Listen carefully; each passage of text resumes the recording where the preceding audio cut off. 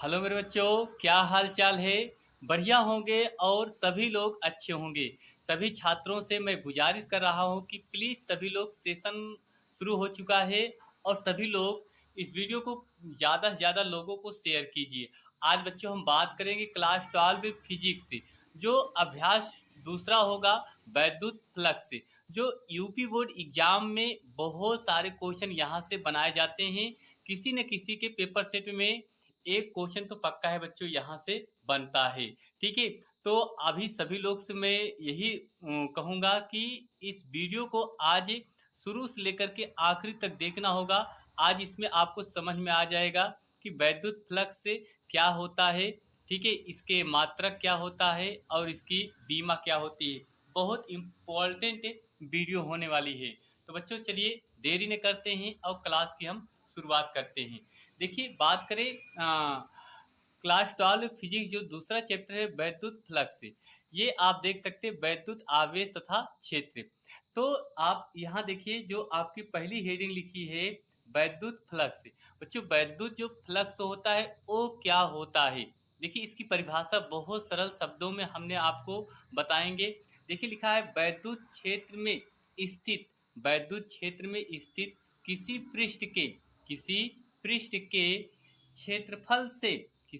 के क्षेत्रफल से अभिलंबवत गुजरने वाली बल रेखाओं की जो संख्या होती है, बल रेखाओं की संख्या को वैद्युत फ्लक्स कहते हैं।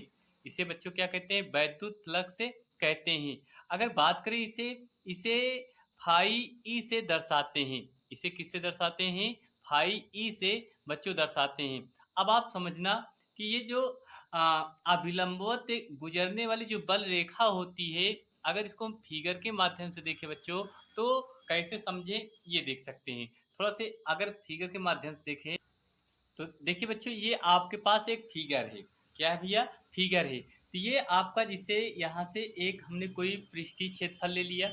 अब यहाँ से ये रेखा क्या हो रही है, एक यहाँ से गुजर रही, ये सीधा आपको क्या कर रही, निकल रही है।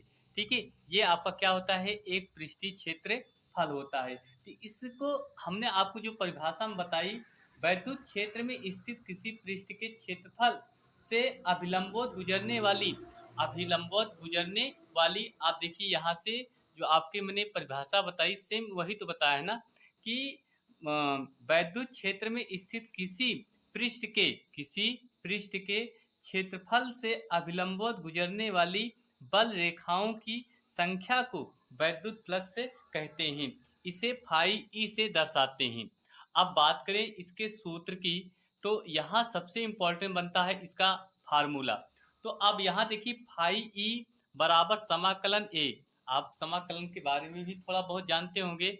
समाकलन ए वेक्टर ई डॉट ए या इंटू डी ए वेक्टर में।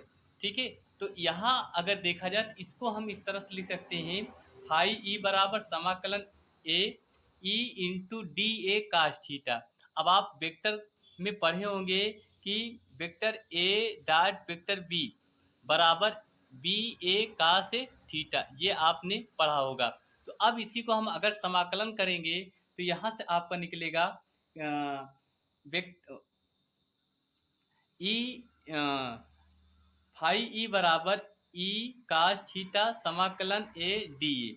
अब यहाँ से आपका आ जाएगा फाई ई बराबर ई कास थीटा इंटू ए। अब इसी को हम इस तरह से भी सजा के लिख सकते हैं बच्चों, फाई ई बराबर ई ए कास थीटा।